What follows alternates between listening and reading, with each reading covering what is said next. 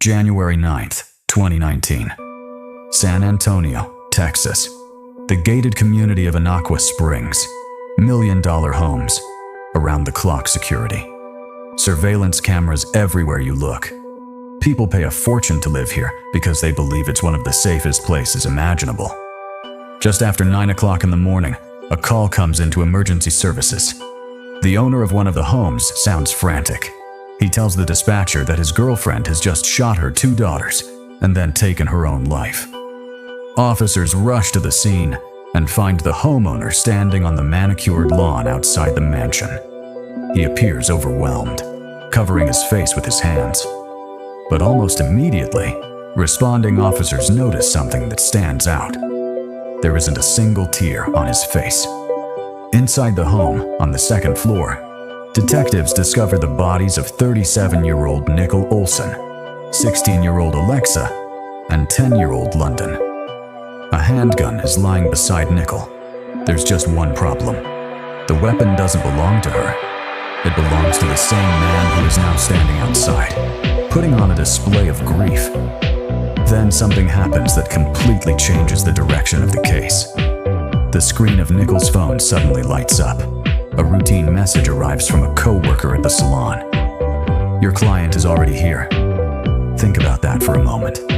Would a woman who had supposedly just wiped out her entire family be making plans for her workday that morning and confirming appointments with clients?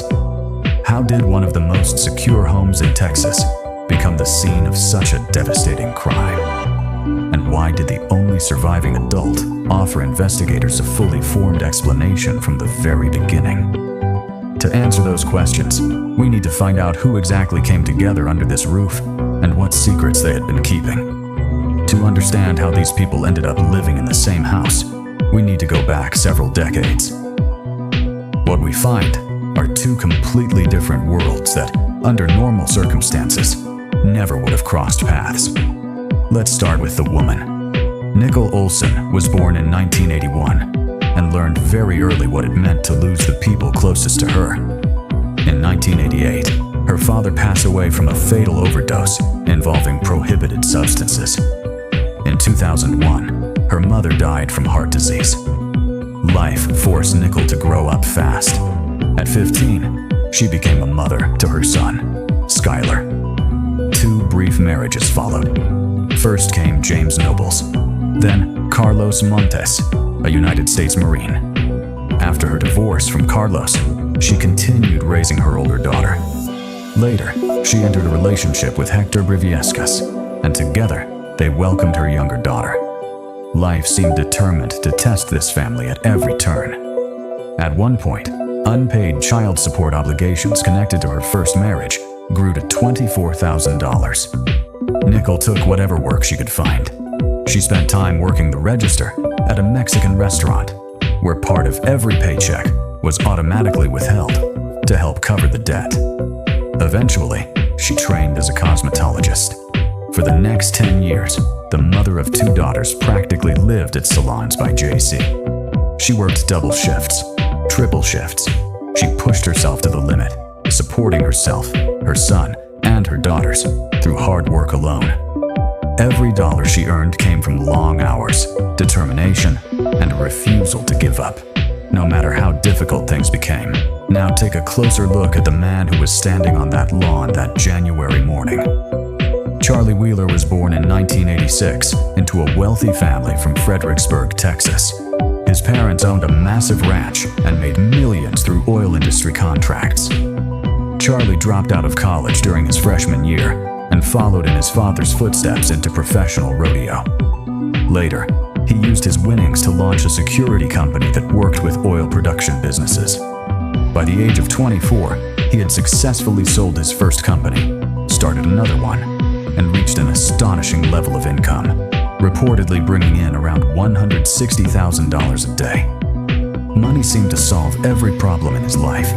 His history of run-ins with law enforcement reads like the story of someone who believed the rules simply didn't apply to him. There was an arrest for public intoxication at a country club.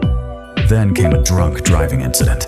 According to reports, Wheeler made a mocking gesture toward a police officer shining a flashlight at him and sped away. officer ended up chasing him on foot.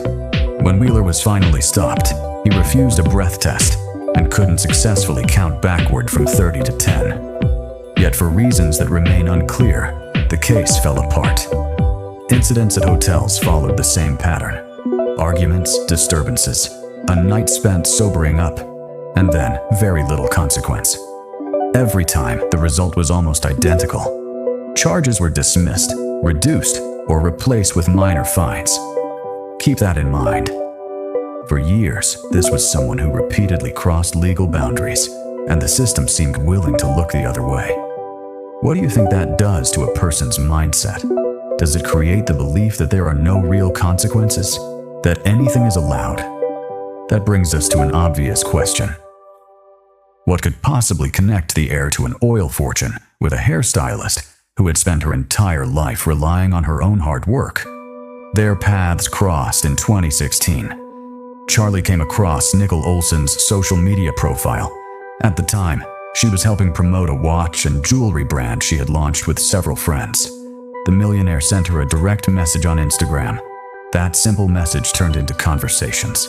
The conversations quickly turned into a date. For their first meeting, Nicole arrived at a resort accompanied by her friend Vanessa. From the beginning, Charlie was persistent. Before long, the relationship started moving at a remarkable pace.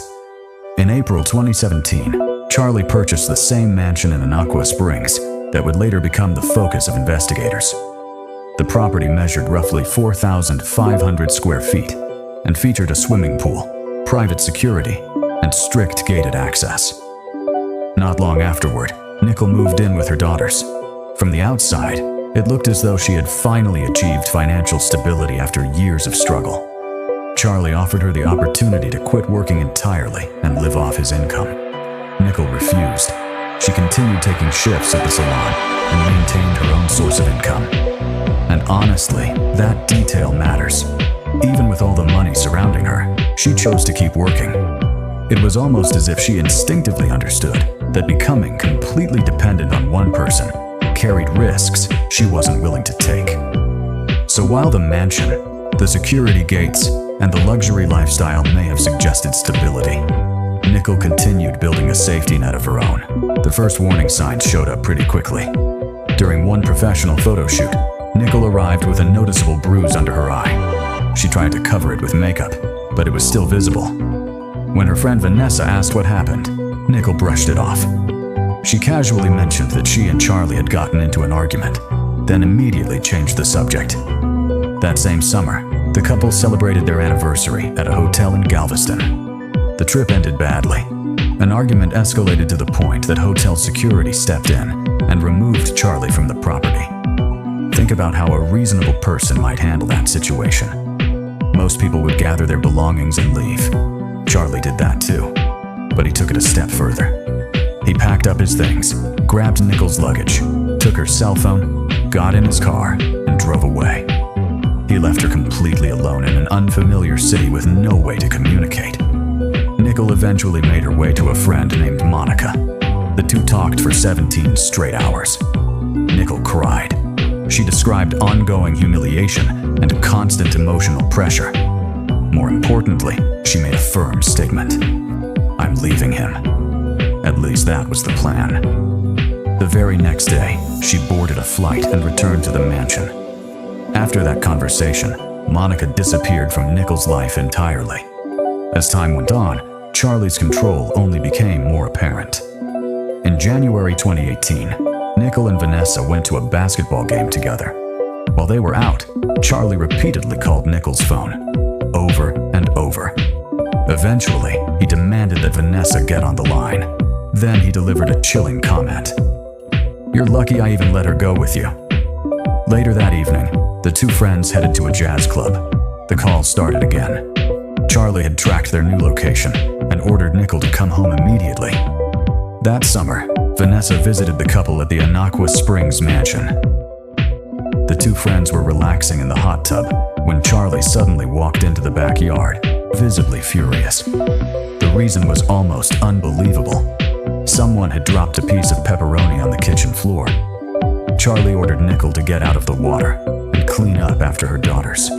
he did it in a way that seemed intentionally public and degrading. Not long afterward, another argument erupted when the home's audio system malfunctioned. Once again, Charlie blamed everything on Nicole's daughters. The atmosphere became so uncomfortable that Vanessa left just 2 hours after arriving. As she was heading out the door, she looked at Nicole and said something that stuck with her. "You look like a guest in your own house," Nicole quietly nodded. "This is Charlie's house, not mine." Vanessa never visited them again. By that point, Nicole's isolation was nearly complete. Before long, she rarely left the gated community except to go to work, or when Charlie personally approved it. Throughout 2018, tensions inside the mansion continued to build. We don't know exactly what was happening behind those closed doors. What we do know comes from court records. During a 12-month period, patrol units were dispatched to that address 4 separate times. The documents do not reveal what triggered those calls, but they do establish one important fact. Something serious enough to draw law enforcement attention kept happening inside that home. By then, Nicole had become increasingly withdrawn and had almost completely cut herself off from the outside world. What no one realized at the time was that Nicole had already started putting together a real exit plan. About a month before the tragedy, she began actively searching for a new place to live. This wasn't an emotional decision made in the heat of the moment. It was calculated, methodical. She toured rental apartments, compared options, and looked for a place that would work for both her and her daughters. Now let's slow down and examine the timeline of January 9th, 2019. This day is absolutely critical because the events of those final hours directly conflict with the story that would later be presented as the truth. That morning, Nicole checked her email and found a message from the management office of an apartment complex. The unit she had been interested in was finally available. The paperwork could move forward. She could sign the lease. She could start moving her belongings. For the first time in a long time, she had a clear path toward independence. Later in the day, she handled ordinary, everyday tasks. First, she contacted a longtime client and confirmed a salon appointment for the following day.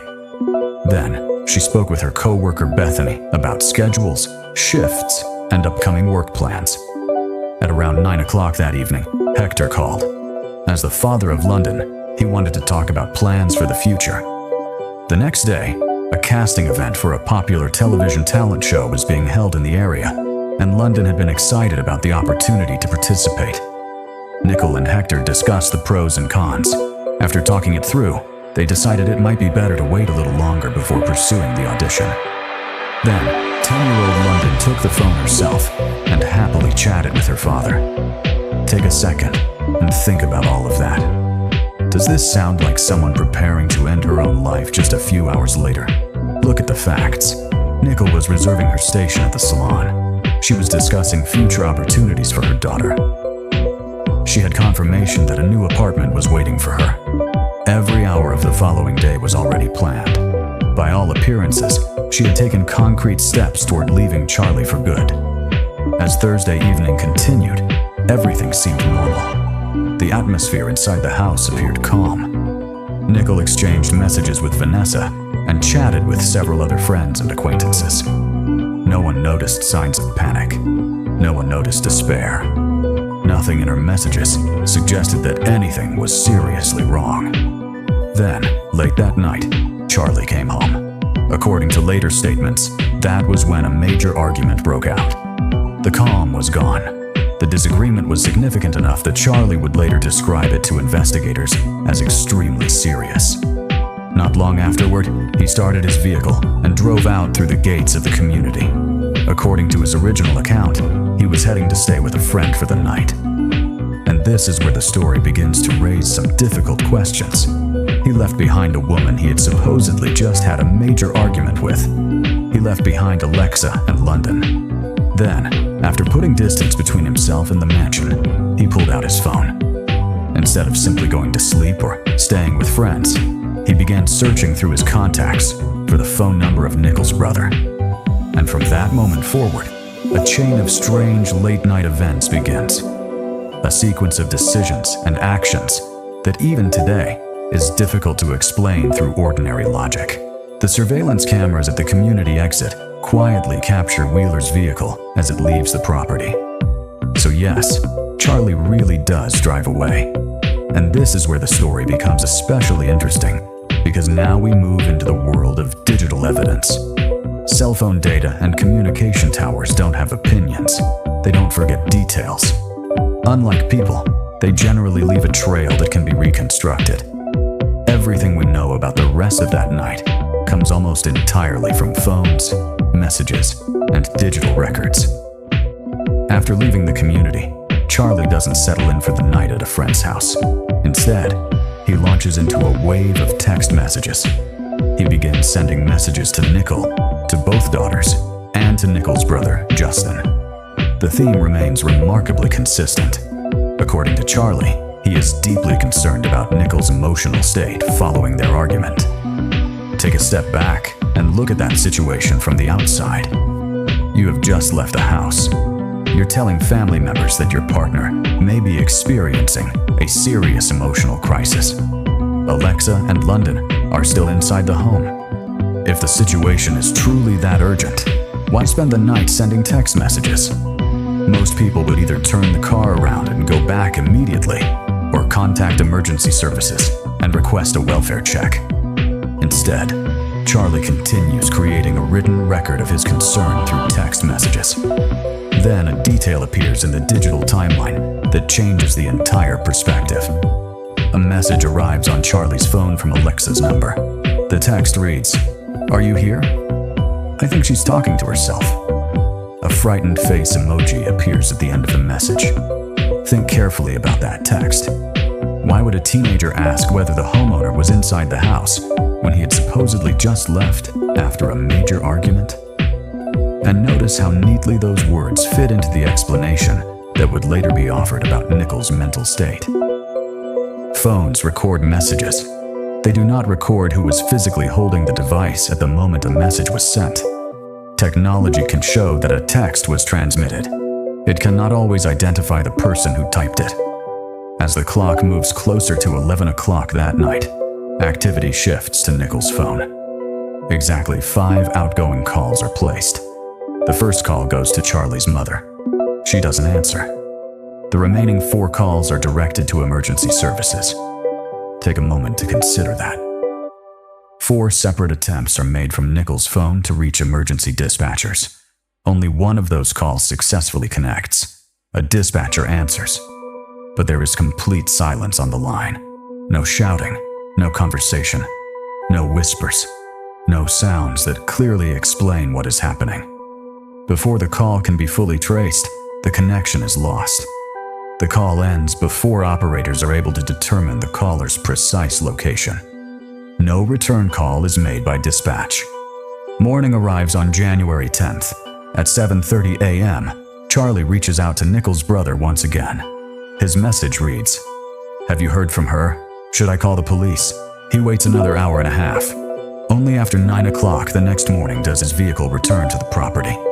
He walks inside and places the call to law enforcement, the same call that opened this entire story. The security cameras at the gate confirmed that he was physically absent from the house during the night. The phones created what appeared to be a perfect digital timeline. Now detectives had to compare that timeline with the physical evidence inside the mansion.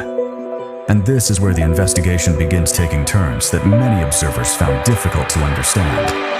The scene is processed, the bodies are removed, the case officially moves into the hands of investigators.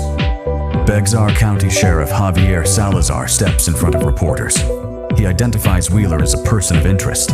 At the very same time, however, the county medical examiner presents a remarkably definitive conclusion. According to the official finding, the incident involved the deaths of the 2 daughters, followed by Nicole taking her own life. Let's pause there for a moment and apply some basic logic. What evidence supported such a firm conclusion so early in the process? In cases involving firearms, one of the most important forensic questions is whether residue from a discharged weapon can be found on the hands of the person believed to have fired it.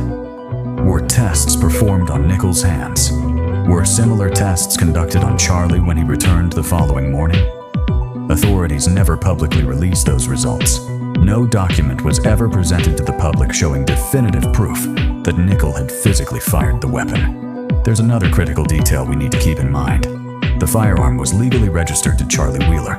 According to records, it was routinely stored in his bedside table and was reportedly kept there without the safety engaged. Naturally, his fingerprints would be expected on that weapon. And because the couple lived together, the presence of his biological traces anywhere inside the bedroom could easily be explained as ordinary daily contact. Now look at the actions of the only surviving adult connected to the scene.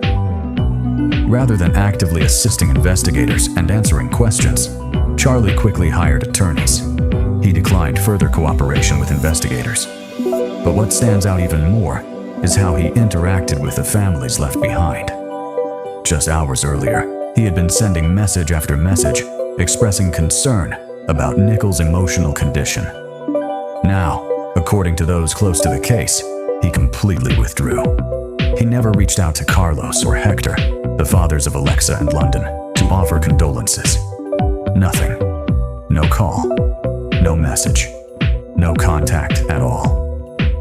Carlos and Hector refused to accept the official explanation without question. Both publicly described Nicole as a devoted mother, who in their view would never have harmed Alexa or London. They called for a transparent investigation rather than conclusions reached before every question had been answered. The response from authorities sparked even more controversy. Sheriff Javier Salazar held another press conference. Instead of presenting new physical evidence, he unexpectedly shifted the discussion toward personal matters.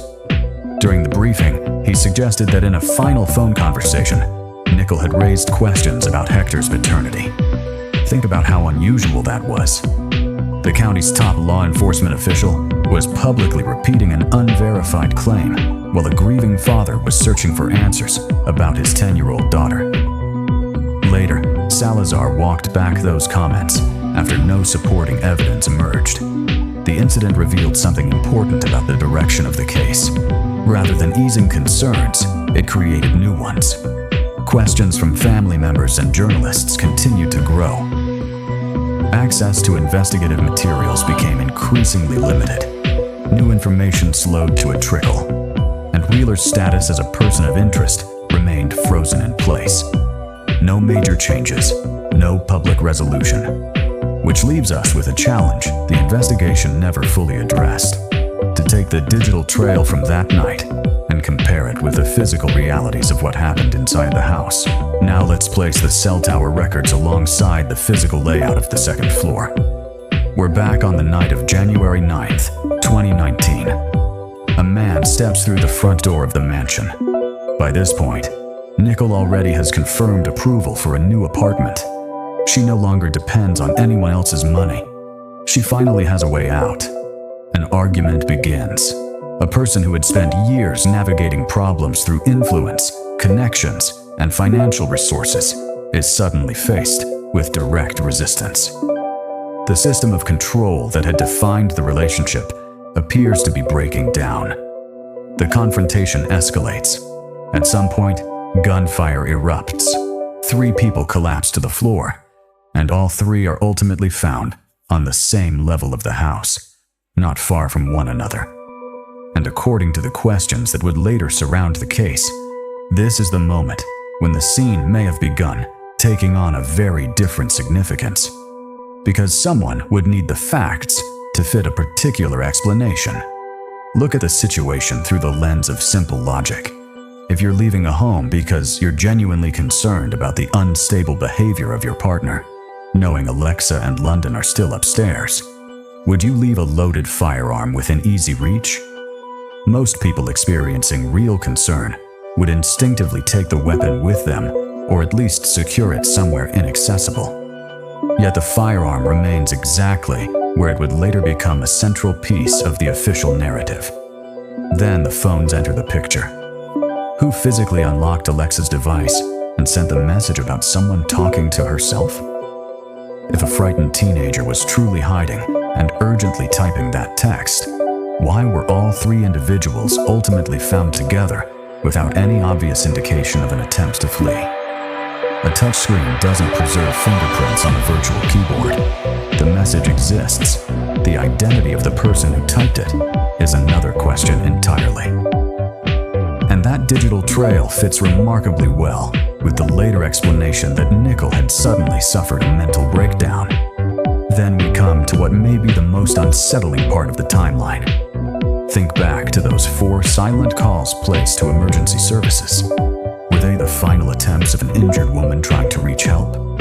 Or was someone else handling the phone, reviewing call logs, deleting information, and accidentally triggering an emergency call sequence, leaving dispatchers with nothing but silence on the other end?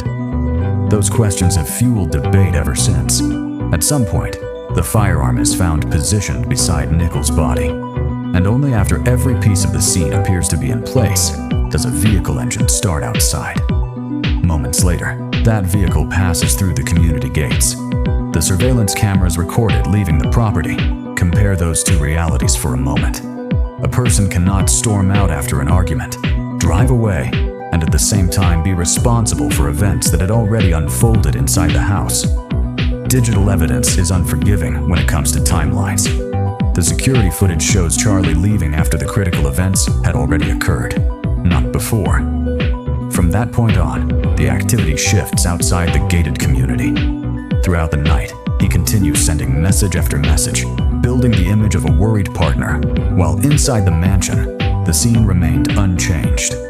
Eventually, the investigation reaches a standstill. When authorities stop providing answers, families often begin searching for their own. In 2020, Carlos and Hector filed civil lawsuits against the only surviving resident of the mansion.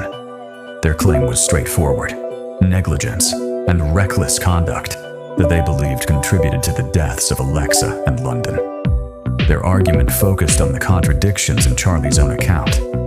Even if someone accepts the official version of events, the question remains the same.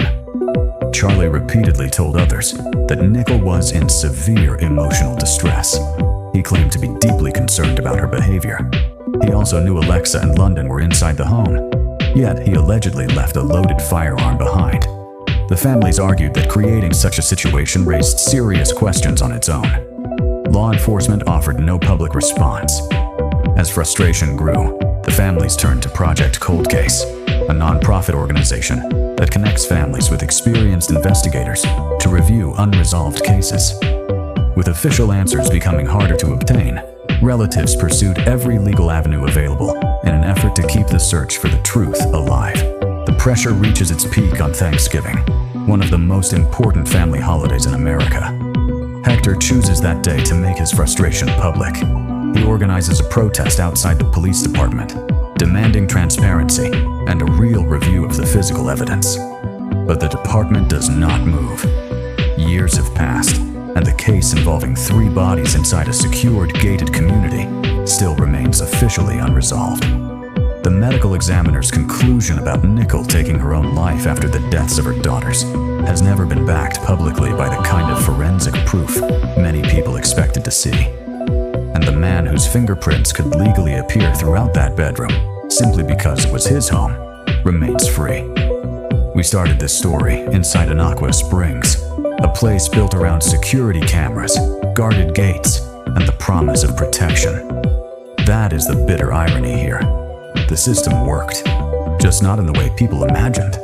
The walls and gates did not protect Nicole, Alexa, and London inside that house. But the cameras did record a convenient exit time. The private setting kept outside witnesses away, and the same security meant to protect residents may have helped create an alibi.